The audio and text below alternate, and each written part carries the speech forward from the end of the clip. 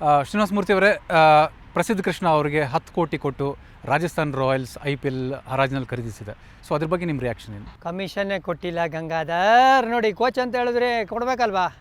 ಸಖತ್ ಖುಷಿ ಆಯಿತು ನನಗೆ. ಅಂದರೆ ಆ ಥರ ಪರ್ಫಾರ್ಮೆನ್ಸ್ ಇದೆ ಗಂಗಾಧರ್. ನೀವು ಇಡೀ ಇಂಡಿಯಾಲಿ ನೋಡಿ, ಫಾಸ್ಟ್ ಬೌಲರ್ಸು ಆ ಥರ ಒಂದು ಪೇಸು ಬೌನ್ಸು. ಇತ್ತೀಚಿನ ಸೀರೀಸ್ ಬಗ್ಗೆ ನಾನು ಮಾತಾಡ್ತಾ ಇರೋದು, ವೆಸ್ಟ್ ಇಂಡೀಸ್ ವಿರುದ್ಧ ODIಯಲ್ಲಿ ಆ ಸ್ಪೆಲ್ಗಳು ನೀವು ನೋಡಬೇಕಾಗಿರೋದು. ಯಾವ ಥರ ಡಿಸ್ಮಿಸಲ್ಗಳು, ಕಾಟ್ ಬಿಹೈಂಡು, ಸ್ಲಿಪ್ಪಲ್ ಕ್ಯಾಚು, ಆಮೇಲೆ LBW. ಅಂದರೆ ಇದೆಲ್ಲ ಬೌಲರ್ ವಿಕೆಟು, ಟೆಸ್ಟ್ ವಿಕೆಟಲ್ಲಿ. ಅದು ಏನು ಡಿಫೆನ್ಸ್ ಆಡೋಕ್ಕೆ ಹೋಗಿ ಔಟ್ ಆಗ್ತಾ ಇರೋದು. ಅಂದರೆ ಈ ಮನುಷ್ಯರಲ್ಲಿ ಏನೋ ಒಂದು ಎಕ್ಸ್ ಫ್ಯಾಕ್ಟರ್ ಇದೆ. ಇದನ್ನು ವಿರಾಟ್ ಕೊಹ್ಲಿ ನಂಗೆ ತಿಳಿದಂಗೆ 18 ತಿಂಗಳು ಮುಂದೆನೇ ಹೇಳಿದ್ರು, ಗುರು ಒಬ್ಬ ಫಾಸ್ಟ್ ಬೌಲರ್ ಇದ್ದಾರೆ ಪ್ರಸಿದ್ಧ ಕೃಷ್ಣ ಅಂತ, ನಾನು ವರ್ಲ್ಡ್ ಕಪ್ಗೆ ನೋಡ್ತಾ ಇದ್ದೀನಿ ಅಂತ. ಇದು 2019 ವರ್ಲ್ಡ್ ಕಪ್ಗಿಂತ ಮುಂಚೆ ಮಾತಾಡ್ದಂಗೆ ನಂಗೆ ಜ್ಞಾಪಕ ಬರ್ತಾ ಇರೋದು.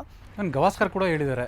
ಆಮೇಲೆ ಇತ್ತೀಚೆಗೆ ಈ ಒಂದು ವೆಸ್ಟ್ ಇಂಡೀಸ್ ಸೀರೀಸ್ ಬೌಲಿಂಗ್ ನೋಡಿದ್ಮೇಲೆ ಇಯಾನ್ ಬಿಷಪ್ ಖುಷಿ ಆದರು ಅವರು. ಯಾಕಂದರೆ ಅವರು ಒಂದು ಕಾಲದಲ್ಲಿ ಸೂಪರ್ ಫಾಸ್ಟ್ ಬೌಲರ್ ಅಂತಲೇ ಹೆಸರುವಾಸಿಯಾಗಿದ್ದು ಒಬ್ಬ ಆ ಥರ ವ್ಯಕ್ತಿ ಇವ್ರ ಬಗ್ಗೆ ಮಾತಾಡಿದ್ದಾರೆ. ಆಮೇಲೆ ರೋಹಿತ್ ಶರ್ಮಾ ಅವ್ರ ಸ್ಟೇಟ್ಮೆಂಟ್ ಮ್ಯಾಚ್ ಗೆದ್ದ ಮೇಲೆ ಏನಂತ ಹೇಳಿದ್ರೆ, ಸುಮಾರು ದಿವಸಗಳಾದ ಮೇಲೆ ಇಂಡಿಯಾಲಿ ಒಬ್ಬ ಇಂಡಿಯನ್ ಫಾಸ್ಟ್ ಬೌಲರಿಂದ ಈ ಥರ ಒಂದು ಸ್ಪೆಲ್ ನಾನು ನೋಡಿದ್ದು. ಅಂದರೆ ರೋಹಿತ್ ಶರ್ಮಾ ಈ ಮಾತು ಹೇಳಿದ್ದಾರೆ ಅಂತ ಹೇಳಿದ್ರೆ ನೀವು ಒಂದು ಸತಿ ಎದ್ದು ನಿಂತು ಕೇಳಿಸ್ಕೊಳ್ಳೇಬೇಕು. ಯಾಕಂದರೆ ಎಷ್ಟು ವರ್ಷದಿಂದ 2007ಇಂದ ಆಡ್ತಾ ಇರೋದವರು. ಆಮೇಲೆ one of the best white ball cricket batsman ಅಂತಲೇ ಹೆಸರುವಾಸಿಯಾಗಿರೋದು ವರ್ಲ್ಡ್ ವೈಡ್.